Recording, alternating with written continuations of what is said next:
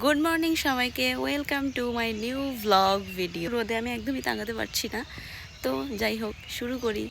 এই যে দেখেন আমের গাছটাতে এত সুন্দর মুকুল আসছে, অনেক সুন্দর, মানে কি যে সুন্দর দেখাচ্ছে। আসলে শীতকালের এই সময়টা অনেক বেশি সুন্দর, বসন্তকাল বলে যেটাকে।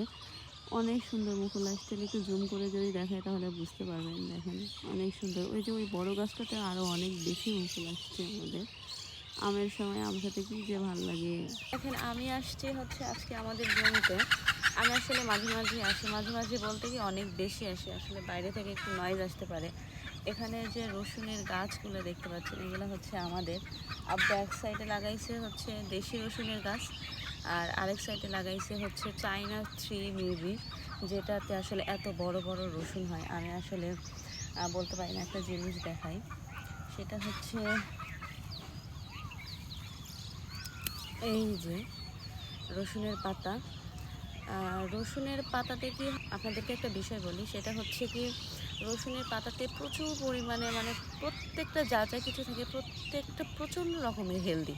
বিষয়টা হয়েছে যে ফসফরাস বলেন, ক্যালসিয়াম বলেন, ম্যাগনেসিয়াম বলেন, প্রত্যেকটা জিনিস রসুনের পাতা থাকে। আসলে আমাদের আশেপাশে অনেক রকমের মানুষ থাকে, দেখেন না, যাদের হার্টের প্রবলেম হয়ে থাকে, হাই ব্লাড প্রেশারের প্রবলেম হয়ে থাকে। ওনারা আসলে যদি প্রতিদিন সকালে উঠে 1 কোয়া বা 2 কোয়া যদি রসুন খায় না, তাহলে আসলে ওনারা অনেক সেফ থাকবে।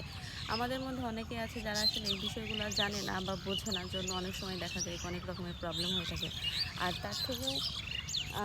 তার থেকেও বড় কথা কি জানেন, সেটা হচ্ছে যে রসুনের পাতা দিয়ে অনেক ভালো একটা রেসিপি তৈরি করা যায়, যেটা আমি ভাবছি যে তৈরি করে সবাইকে খাওয়াবো।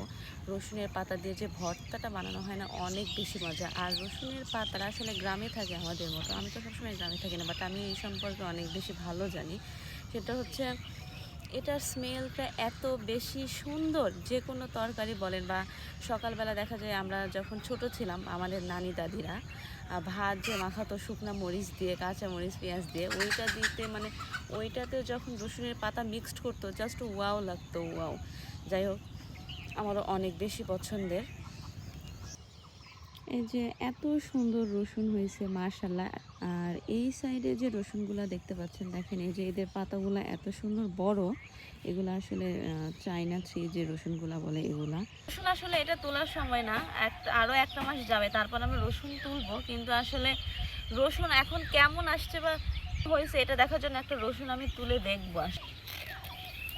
এই যে রসুন আসছে এরকম, মানে রসুন যেহেতু আরও 1 মাস পরে তুলতে হবে, এই সময় তো রসুন খুব একটা ভালো নামবে না, খুব একটা বড় হবে না। তারপরেও যে সাইজটা আসছে হচ্ছে সুন্দর একটা সাইজ।